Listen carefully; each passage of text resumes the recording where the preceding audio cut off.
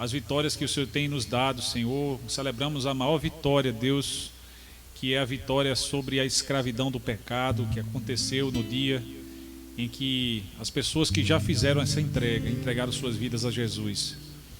Depois disso, nós fomos inseridos, Senhor, numa família espiritual, a Igreja de Jesus Cristo, que é um corpo e que avança juntos. E que as portas do inferno não prevalecerão, Senhor, sobre a Igreja de Jesus Cristo, sobre esta parte da Igreja, Deus, porque temos, meu Deus, os Teus anjos, Senhor, em nosso redor, enquanto o inimigo se encontra em derredor. O Senhor não permite que ele tenha poder sobre nós. Nenhum poder ele tem sobre nós, nem sobre essa igreja, nem sobre as vidas que aqui se encontram, Deus. Mas só o Senhor tem poder soberano, por isso nós nos submetemos ao Senhor e aceitamos a sua vontade, Deus. Nós seguimos nossa série em cima do livro das Crônicas. E hoje nós temos como tema uma escolha difícil.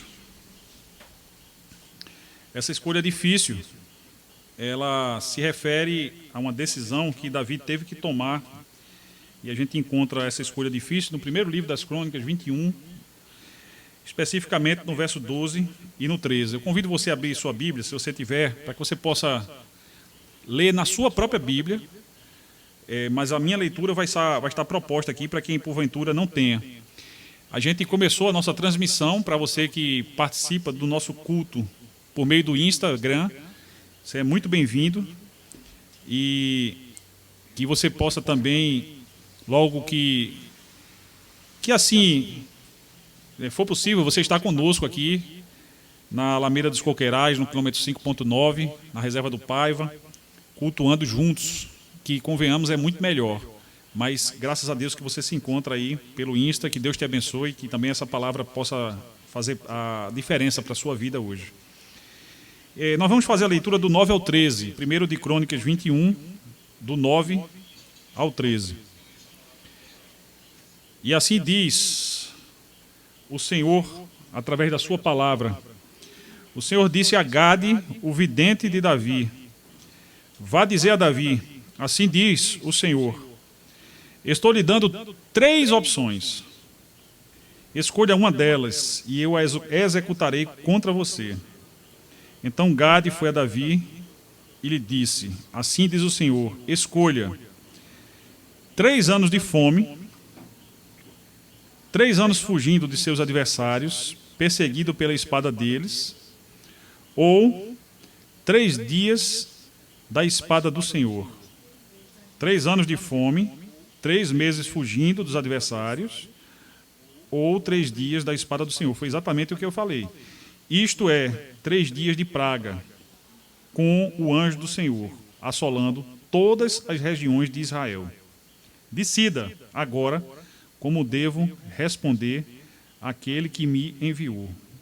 Davi respondeu, no versículo 13, é grande a minha angústia. Prefiro cair nas mãos do Senhor, pois é grande a sua misericórdia, e não nas mãos dos homens. Graças a Deus pela sua palavra. Obrigado pela tua palavra, meu Deus, que haja entendimento e que haja, Senhor, a aplicação correta nas nossas vidas. Usa a instrumentalidade da minha vida e que o Senhor tenha liberdade para ministrar os nossos corações. Em nome de Jesus, que a tua voz seja ouvida. Amém. Queria começar contextualizando. Eu pensei na ideia de uma encruzilhada, mas na verdade essa é uma interseção de 3 caminhos. A encruzilhada normalmente são 2 caminhos que se cruzam, mas aí Davi tem 3 opções diante dele, né, que seriam exatamente 3 anos de fome, 3 meses de perseguição pela espada dos inimigos, ou 3 dias de uma praga enviada pelo Senhor, executada pelo seu anjo. E eu queria começar então contextualizando por que Davi teve que tomar essa difícil decisão. O primeiro livro das Crônicas, essa história nós já lemos antes. Nós estamos em Crônicas, significa que a gente já passou por Samuel, e eu tenho certeza que a igreja lembra disso, porque a gente leu junto Samuel. Lá no segundo livro de Samuel, 24, no verso 1, começa a ser contada a mesma história, e o livro das Crônicas, que como eu falei para vocês, ele é escrito depois do exílio, é uma literatura pós-exílica, ele agrega algumas informações importantes que nós precisamos hoje destacar. A primeira delas é Davi, o que é que ele fez que foi considerado um pecado por Deus? Davi mandou realizar um censo. O que é um censo? O IBGE faz isso de 10 em 10 anos. Por conta da pandemia, o último censo foi realizado em 2022 e acabou em 2023. Ainda esse ano, a gente vai ter uma ideia de qual foi o resultado. Então, o censo ele não é um pecado. Então, a questão não é o censo. Aliás, quando a gente lê o livro de Números, capítulo 1, começa justamente com o censo.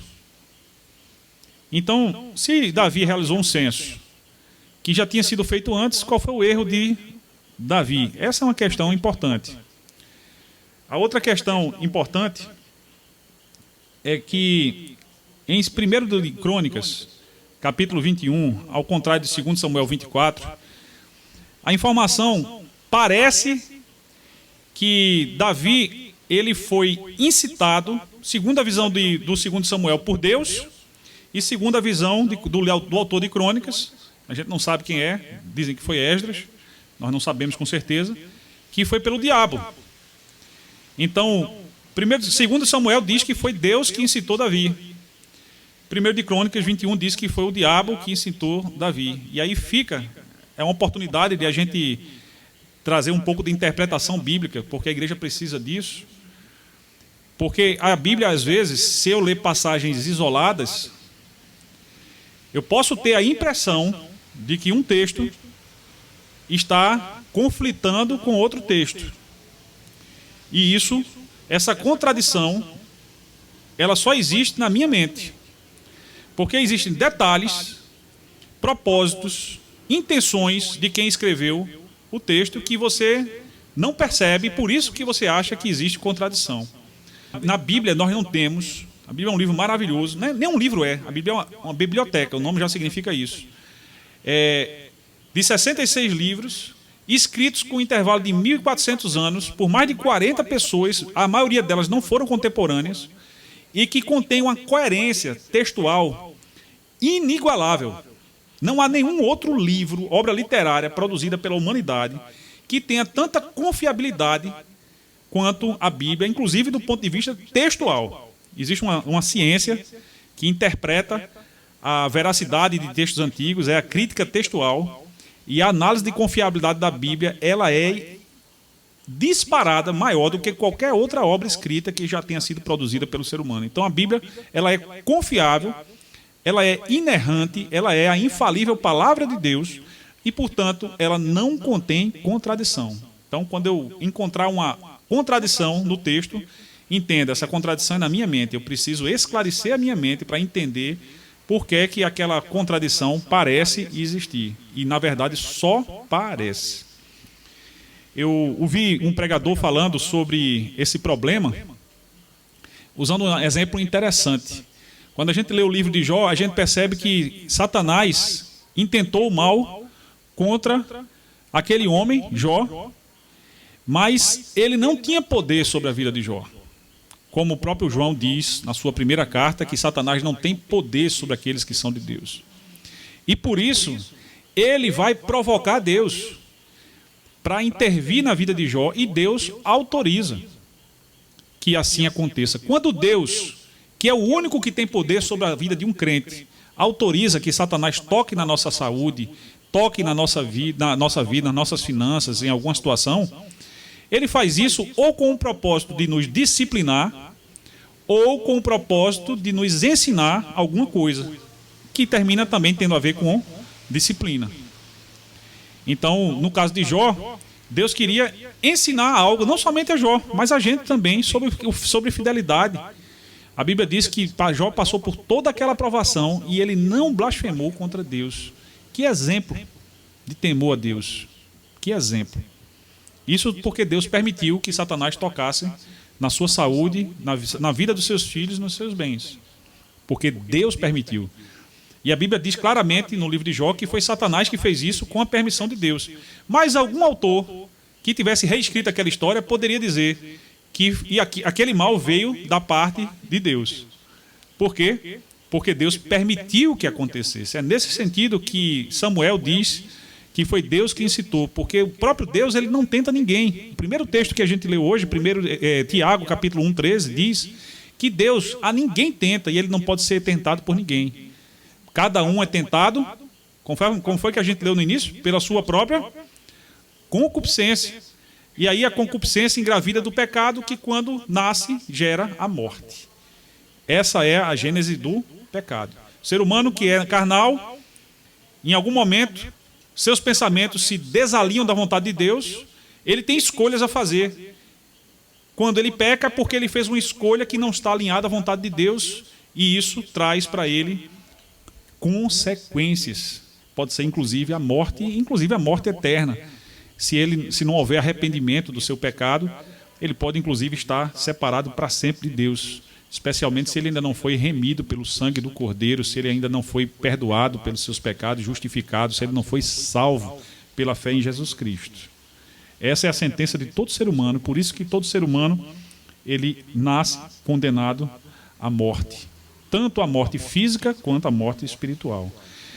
Mas fica claro que não foi Deus que quis o mal de Jó. Deus queria ensinar algo a Jó. Também Deus não incitou Davi a realizar um censo. E a continuação da leitura do texto vai mostrar isso.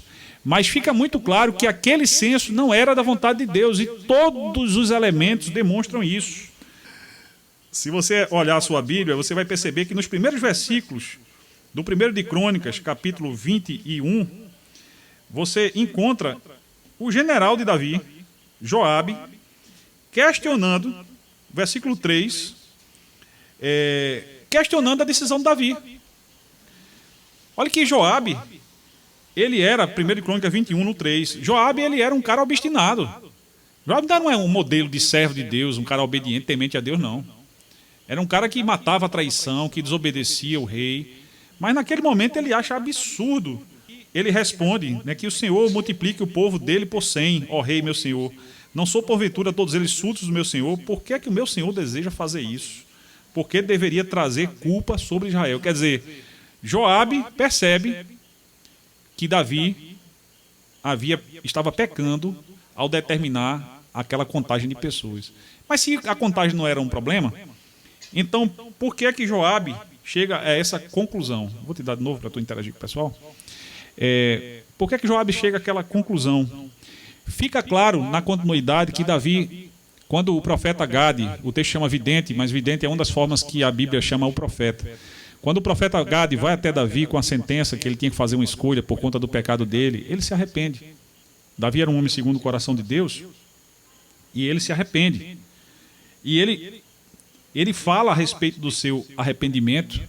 Ele olha para os céus e vê o anjo com a sua espada reluzente, a espada desembainhada. Gente, foi tanta morte que aconteceu em Israel por conta do pecado de Davi. O texto nos diz que 70.000 homens morreram num curto espaço de tempo. E a conclusão é que Davi foi o grande causador desse mal, dessa praga, dessa destruição executada pelo anjo do Senhor. Eu tive uma curiosidade de comparar essa praga com a pandemia da Covid-19. Encontrei dados da revista Reuters, atualizados até junho de 2021, ou seja, 2 anos atrás, quando a pandemia já estava caminhando para o final, que até aquela época, 11.000 pessoas com 2 anos de pandemia tinham morrido em Israel. Enquanto que 1 de Crônicas 21, 14 diz que morreram 70.000 homens num curto espaço de tempo. Então você imagina aí que o efeito daquela praga foi 7 vezes pior em Israel do que a Covid-19. Que mortandade! E Davi vê que aquilo tudo estava acontecendo em consequência do seu pecado. Que pecado foi esse, pastor? A Bíblia não diz exatamente qual foi o pecado, mas nós temos elementos para crer que Davi, naquele momento, quando manda contar, e essa contagem é feita basicamente pelos homens, ele estava naquele momento desviando o foco dele da glória de Deus e colocando o foco no orgulho do exército que Israel possuía naquele momento. porque não havia necessidade nenhuma de ele realizar aquela contagem. Se ele vai fazer uma contagem que envolve militares, é para conhecer o poderio do seu exército. Quando o poder de Davi não estava na força do seu exército. O poder dele vinha do Senhor. Amém? Nosso poder não está na quantidade de bens que nós possuímos, na saúde, na inteligência que nós temos, no nosso emprego, no nosso nome. Nossa força, nosso poder vem do Senhor. Ele é tudo o que nós precisamos. Com Deus, nós podemos vencer a morte, literalmente. Porque Jesus nos promete que quem crê nele, ainda que morra, viverá. Vida eterna não é imaginação, meus irmãos. É esperança concreta que a Bíblia nos dá. E nós já vimos acontecer, o próprio Jesus ressuscitou. Que poder maior há do que governar sobre a morte? Um rei, como qualquer outra instituição, a primeira necessidade que ele tem é de manter a coroa na sua cabeça. Como qualquer instituição, a primeira necessidade de um país, uma igreja, qualquer instituição, a primeira necessidade que ele tem é de continuar a existir. Para que um rei não continue a existir, normalmente ele se vale da força do seu exército. É isso que a Rússia está fazendo agora com a Ucrânia. A Ucrânia está resistindo ainda por conta do seu exército. Nessa guerra da Ucrânia há um mito de que um soldado russo, aliás, de que um soldado ucraniano vale por 10 russos. Isso faz parte da propaganda ucraniana, mas dizem que o exército ucraniano é muito bom. E com o apoio que eles têm recebido de algumas nações, eles têm conseguido ainda prevalecer, mesmo com o país destruído. Quando a gente vê uma guerra no século XXI, a gente imagina que naquele tempo, quando não tinha tanta tecnologia, a dependência de pessoas era muito maior do que é hoje. Hoje você manda um drone para fazer atingir um alvo militar. Naquela época era a infantaria, era o combate, era o corpo a corpo, era espada com espada. Depois, baioneta com baioneta. E assim, cada vez menos os exércitos foram dependendo de pessoas. Mas Davi, ele precisava de pessoas, mas ele precisava muito mais do Senhor. E o próprio Deus não havia orientado Davi, ao contrário do que nós vemos no livro de Números, a fazer aquele censo. Aquilo ali foi fruto do orgulho de Davi. Com certeza, aquilo ali foi fruto da soberba, de ele olhar a coisa bem organizada, o país estruturado, o país fortalecido, e se orgulhar disso. Quando o livro de Deuteronômio diz que quando o país estivesse consolidado na terra prometida, eles não deveriam se orgulhar dizendo que foi a força deles que gerou todos aqueles bens, aquela riqueza e aquela prosperidade, mas que tudo aquilo veio do Senhor. Você vê isso lá em Deuteronômio capítulo 8, é um dos textos que mais marcou a minha passagem quando a gente veio do interior para Recife. Deus falou muito ao meu coração sobre isso, as coisas que ainda iriam acontecer e que viriam dele, para que eu não me gloriasse nos meus bens, na minha profissão, no cargo que eu exerço, na função pastoral, que eu não me gloriasse em nada que Deus me dá humanamente falando, mas que eu me gloriasse no Senhor. E a prova é tanta que Davi se gloriou nele mesmo e que ele pecou, que ele aceita o castigo. Eu queria dar um destaque para isso, porque Davi, ele aceita o castigo. 1 de Crônicas 21, no 16 e 17, diz assim: Davi olhou para cima, viu o anjo do Senhor entre o céu e a terra, com uma espada na mão erguida sobre Jerusalém. Então Davi e as autoridades de Israel, vestidos de luto, prostraram-se, rosto em terra, e disse a Deus: não fui eu que ordenei contar o povo? Fui eu que pequei e fiz o mal. Estes não passam de ovelhas. O que eles fizeram? Ó Senhor meu Deus, que o teu castigo caia sobre mim, sobre a minha família, mas não sobre o teu povo. Davi reconhece o pecado dele e ele intercede pelo povo, aceitando o próprio castigo. Ele se encontrou nas mãos do Senhor, se colocou nas mãos do Senhor. E ele, inclusive, ao fazer isso, Deus poderia, inclusive, decretar a morte de Davi, mas ele se colocou nas mãos do Senhor, aceitou o castigo em favor de um povo. Aceitou pagar o preço do próprio pecado, da própria carne, na família dele, mas que o povo fosse poupado porque eram apenas ovelhas do rebanho de Deus. Já vimos aqui que quem citou Davi não foi Deus, mas foi Satanás. E aqui, terminou que a letra não ficou muito bacana, eu queria destacar que Davi aceita, ele se humilha diante de Deus, ele aceita o castigo pelo pecado, e então Deus faz cessar aquela praga. A atitude de Davi, que é aquilo que a gente deve focar hoje à noite, ela vai do orgulho, da soberba que precede a queda, à humildade que precede a exaltação. Diz a palavra do Senhor que nós devemos nos humilhar diante da potente mão de Deus para que, no tempo certo, nós venhamos a ser exaltados. Os valores do reino de Deus são incompatíveis com a soberba, com o orgulho. São incompatíveis com a independência de Deus. Nós, quando olhamos para histórias como essa, que a Bíblia registrou com um propósito, nós devemos aprender com o erro de Davi a não nos gloriarmos na nossa força, a não dependermos apenas dos nossos recursos, das nossas riquezas, daquilo que nós temos. A Bíblia está nos ensinando, meus irmãos, a depender mais e cada vez mais do Senhor. Isso é humildade. Isso é realmente a gente se humilhar diante de Deus. É aceitar a vontade dEle. É aceitar o castigo, a disciplina. É aceitar o chamado, aceitar os propósitos. Aceitar que a vontade de Deus seja feita sobre a nossa. Essa é uma das coisas que acontece quando alguém se rende ao Senhor. Quando alguém declara que Ele é Senhor da sua vida. Quando a gente faz isso, quantos já fizeram isso aqui entre nós? Quantos já entregaram sua vida a Jesus Cristo? Levanta a mão, só para ter uma ideia. Então, acho que todos, quase todos.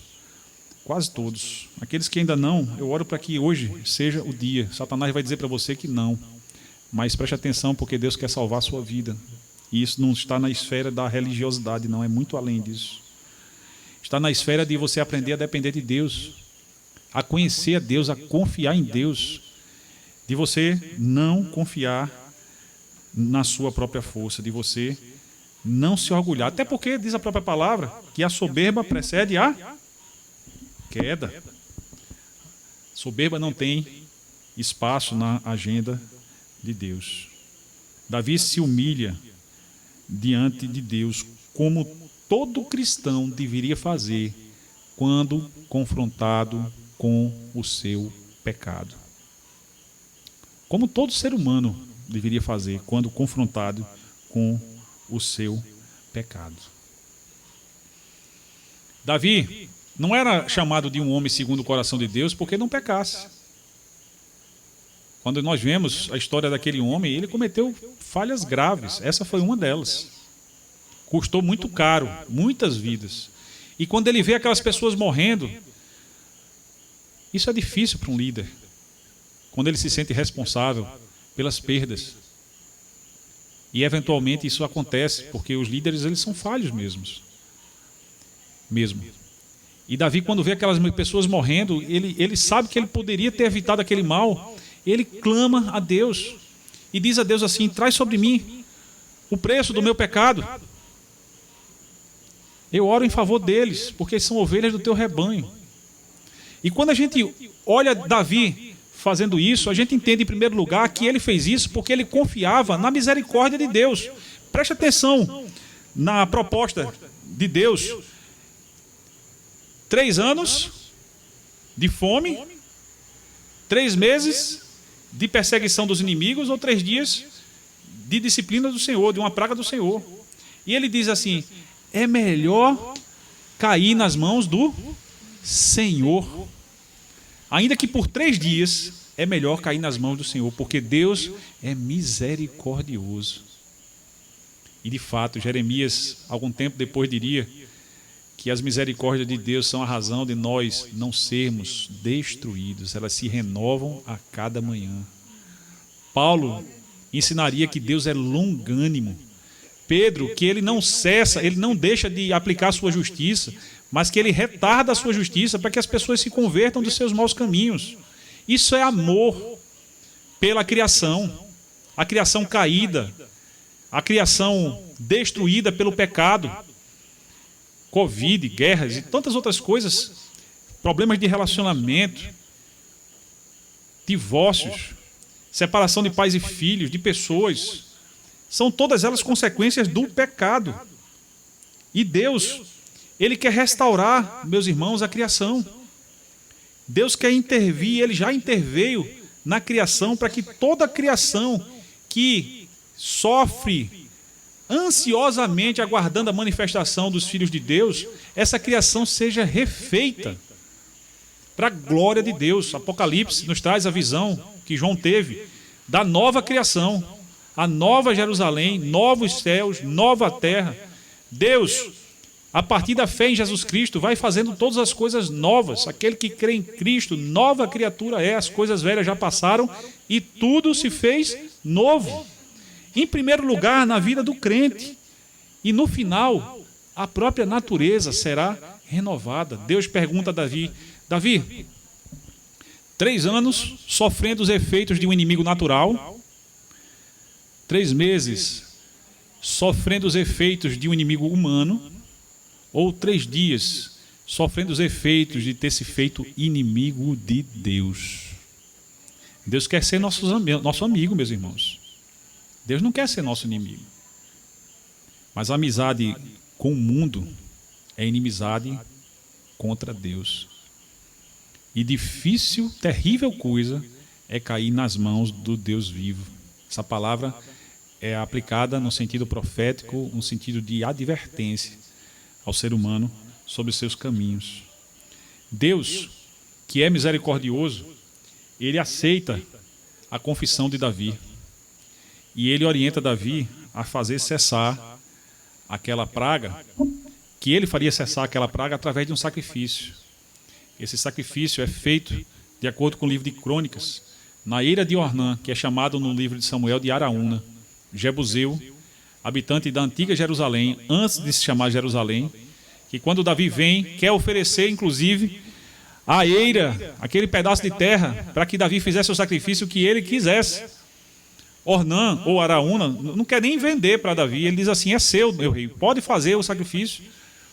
E Davi nos dá uma lição preciosa, ele diz assim: de forma nenhuma, eu vou comprar por preço justo, porque jamais eu ofereceria para Deus algo que não me custe nada. E quantos de nós temos oferecido para Deus a sobra do nosso tempo, a sobra do nosso dinheiro, a sobra dos nossos dons, quando nós deveríamos oferecer a Deus o melhor, as primícias de tudo aquilo que a gente tem, a gordura do nosso rebanho, o melhor do nosso tempo, o melhor dos nossos recursos, a gente deveria oferecer a Deus, e em proveito das pessoas que Deus quer que nós alcancemos. Eu, quando vejo Davi interceder daquela forma por aquelas pessoas, e a gente sabe que Jesus Cristo é a raiz de Davi, se a gente pensar direitinho, Jesus fez a mesma coisa. Jesus aceitou o castigo pelo pecado em favor de Israel e do mundo. A única diferença é que o pecado não era de Jesus. O pecado era da própria humanidade. Então Jesus ainda faz um sacrifício mais excelente. Ele ainda se humilha diante da potente mão de Deus de um modo mais excelente. E, às vezes, o mesmo Satanás que incitou Davi a fazer o censo, o mesmo Satanás que tocou na vida de Jó, esse mesmo Satanás parecia triunfar. Às vezes a gente olha para o sacrifício de Jesus e pensa que naquele momento Satanás está triunfando. Porque fazia tempo que os fariseus, os saduceus, os escribas, eles queriam prender e matar Jesus. Fazia muito tempo. E eles procuravam uma oportunidade. Judas, quando foi vender Jesus a preço de moedas de prata, parece que Satanás estava vencendo, prevalecendo, porque Judas foi entregar Jesus Cristo para ser preso, conforme era o plano de Satanás. Mas Deus, ele é especialista em transformar o mal em bem, meus irmãos. Graças a Deus por isso. Ele é especialista. Ele permite que o mal toque a humanidade, ou para disciplinar a humanidade pelo seu pecado, ou porque ele quer ensinar alguma coisa para a gente. Uma das coisas que a gente aprende com o sacrifício de Jesus é focar na ressurreição. Quando Jesus disse, eu sou a ressurreição e a vida, a gente percebe exatamente a que ele se refere, porque depois ele ressuscitou, e é a partir dele que um dia aqueles que creem ressuscitarão para a vida eterna. E nós estaremos para sempre com Deus.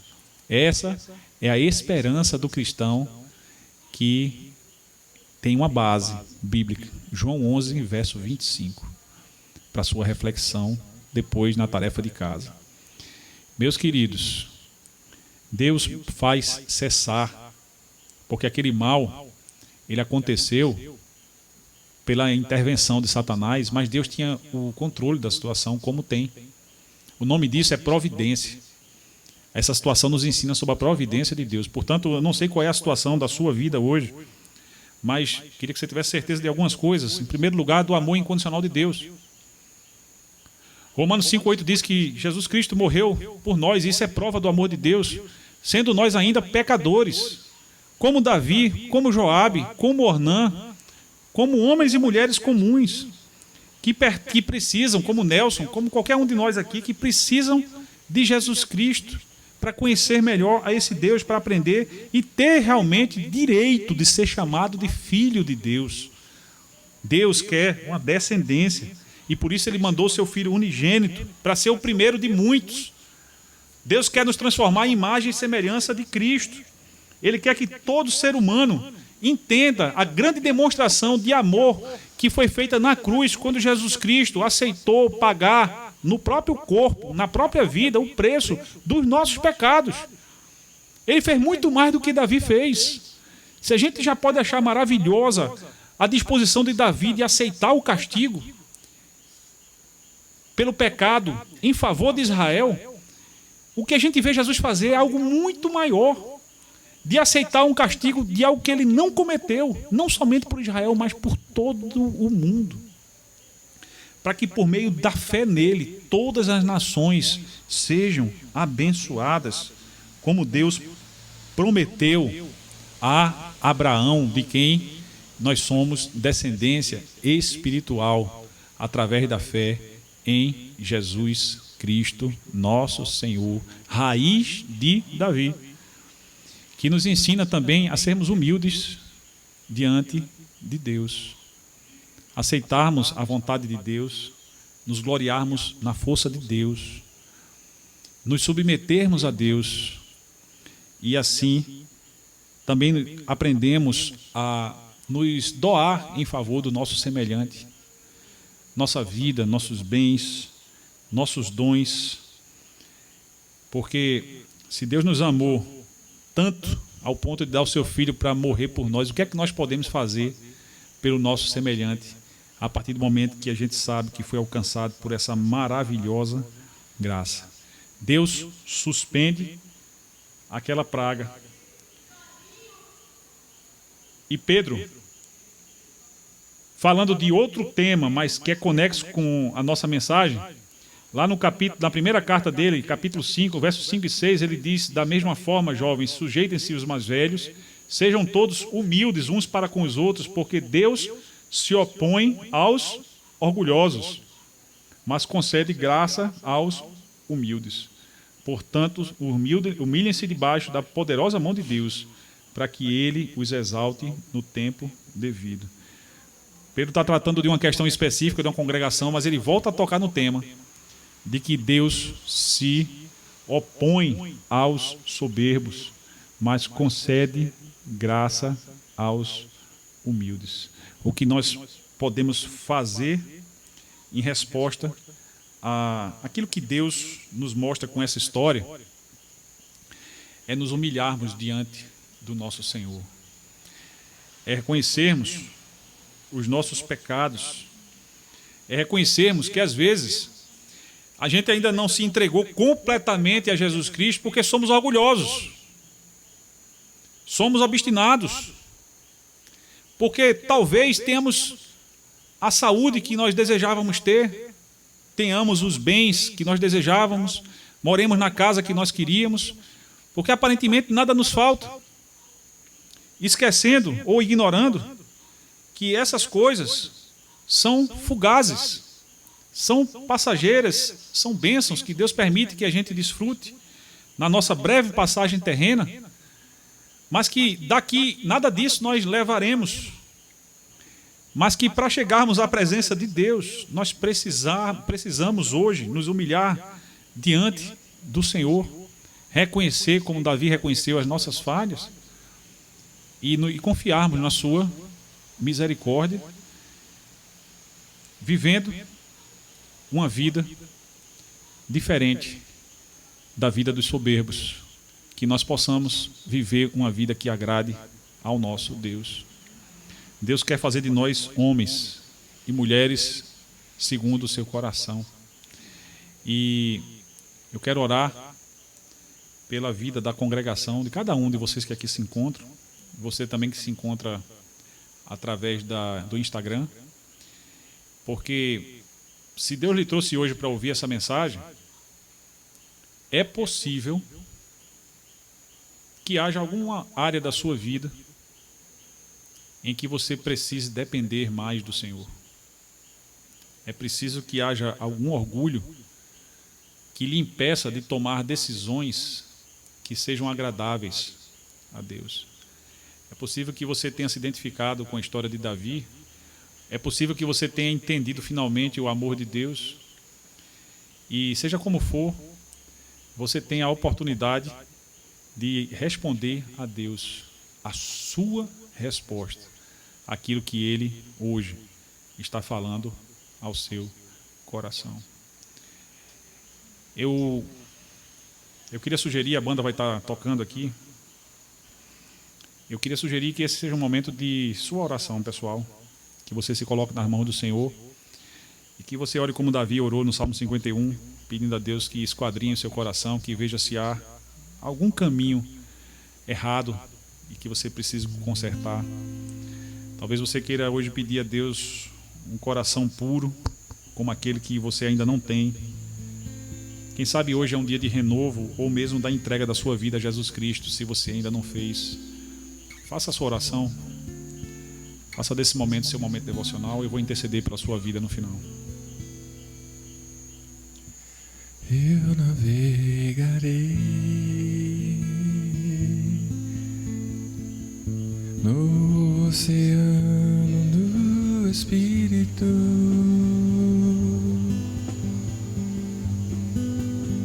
e ali adorarei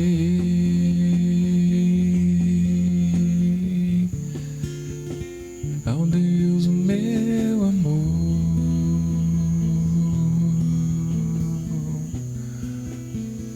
Eu navegarei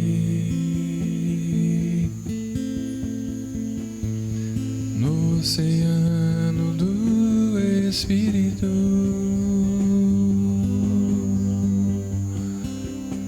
e ali adorarei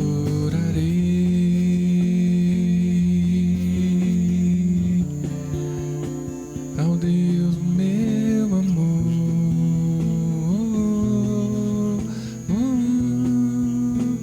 Espírito, Espírito,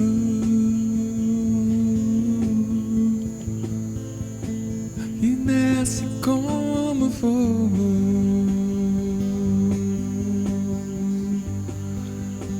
e vem em Pentecoste,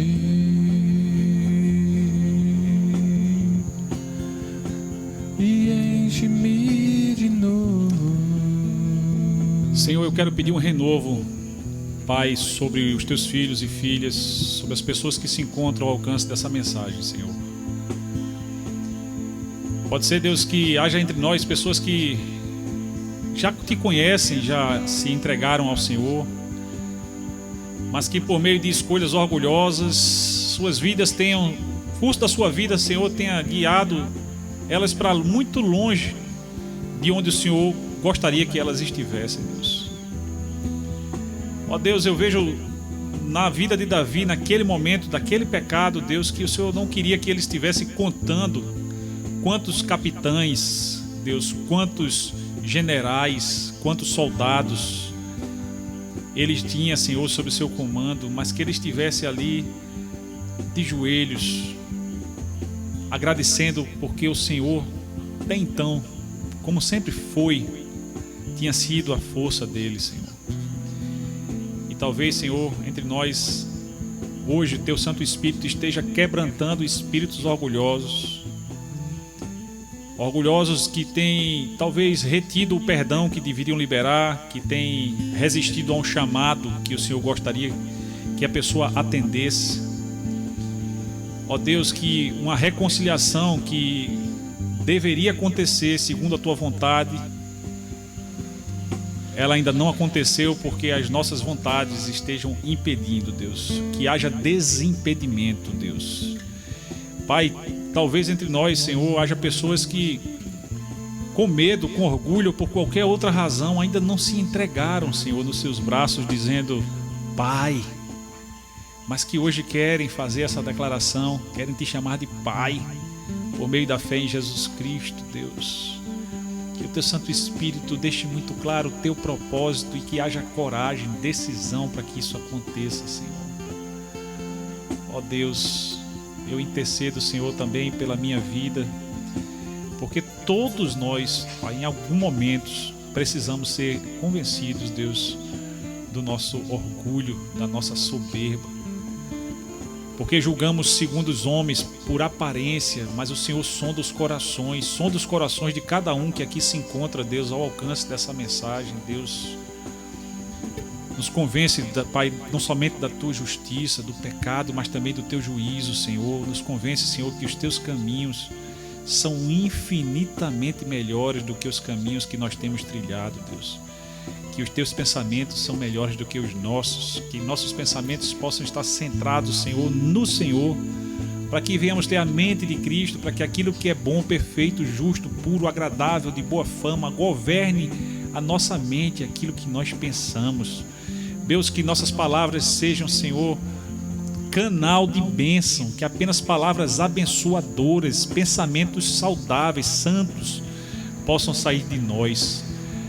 Porque o Jesus nos ensinou que a boca fala daquilo que o coração está cheio. Deus, nós queremos hoje que nossos corações sejam cheios da Tua graça. Obrigado, Deus, pela Tua misericórdia. Obrigado pela Tua palavra que não volta vazia, Senhor. E eu intercedo por aqueles hoje, Deus, que estão silenciosamente tomando a sua decisão, em nome de Jesus. Amém.